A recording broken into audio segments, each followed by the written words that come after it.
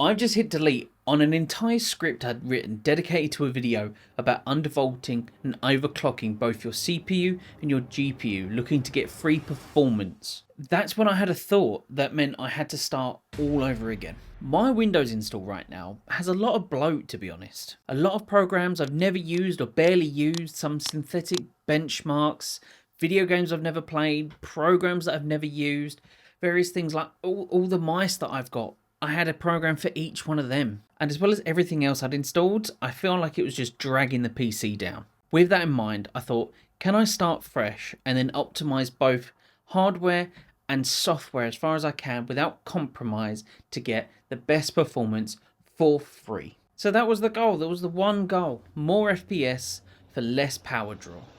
All about efficiency. We needed to start with a baseline of what we're looking at right now. So testing a few games as well as a synthetic benchmark really gave us a kind of picture of what we're looking at for the games I play right now. As I've said before, I mainly focus on esports titles. I don't really see them get a lot of love in terms of like benchmarking and testing because they're not the easiest to do. A lot of them don't have in-game benchmarks, or for a lot of them, the numbers they produce are so high, a lot of reviewers just don't see the point. And I mean, looking at the initial results, the only slight problem here is Marvel Rivals, because that's only getting 211 FPS, which, you know, isn't bad at all. But when you compare it to games like VOW or CS, and you see the numbers reaching over 500, you do understand that there could be a lot of optimization done there. So after doing the initial testing, that's when I then set out to do the undervolting and overclocking of both the CPU and the GPU. To do this for AMD CPUs, I used one simple setting in the BIOS, which if you've ever watched any undervolting videos about AMD Ryzen CPUs, you'll have seen before, and it's the curve optimizer settings for the precision boost overdrive. You set a negative offset towards that, and basically what that does in a summary is it reduces all the voltages. Now that's the CPU done, time for the GPU. And the 4000 and 5000 series cards don't actually work like the older components do anymore. Utilising a program called MSI Afterburner, what you used to do was go into a curve editor and mess around with all those settings there, and it was quite finicky, but you did get quite good results. Now, because they've messed that up, what you now do is whack down the power limit, boost up the clocks, and that's your undervolt / overclock. So the settings I have right now for my 5080 is I've whacked down the power limit to 80%, I've whacked up the core clocks by 250, the memory clock by 2000, I've hit go, that is it. It's simpler than it sounds because you need to do testing, you need to make sure it's stable, you don't want to be in a competitive game only for your PC to crash. That's not a great look. But now there's an overclock running at any time, and anything that pushes the GPU really hard will cap out at 80% while still giving me the full benefit, if not more performance than before.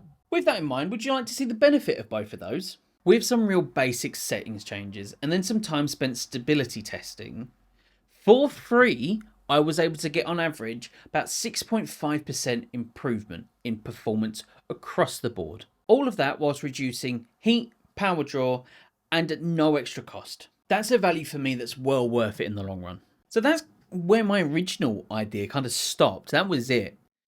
And then the thought took over about the fresh install. So here we go. Spoiler alert, for one game in particular, and I've retested this multiple times on multiple days now, there was such a large increase that I was astounded. I thought it was fake. It's not. So backing up all my important data, I wiped it all and started from scratch. Went through the installation rigmarole, booted up the computer, installed exactly what I needed, and then hit go. With a side note of installing MSI Afterburner again and redoing the overclock as well. We'll start with the weakest games and go from there. Starting with Marvel Rivals, that leads us out of the gate with a nice little bonus of 7.5% or now 227 FPS. Then the synthetic 3D Mark still Nomad benchmark at a cool 8.37% increase. Before Valorant finally trips us over the double digits at 11%. And then the oddball, CS2.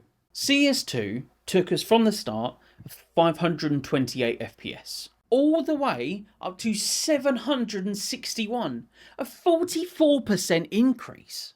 As I said, I've retested this multiple times now. I've double checked the settings, I've double checked everything. I cannot fathom or figure out why it's leapt up by so much. But I'll take that any day. A 44% increase in anything in terms of performance.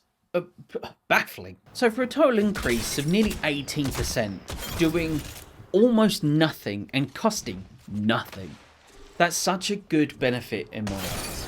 And it shows that optimizing your setup can be a tediously long task, but if you've got any spare time, it's well worth just having a little tinker, figuring out what you can do to get the most out of what you've got. Maybe try it for yourself and maybe delete those programs that you don't use. They could be killing your CS2 performance for all you know. But that's all for now, folks. I really hope you enjoyed watching. I look forward to seeing you in the next one. Take care, much love, goodbye.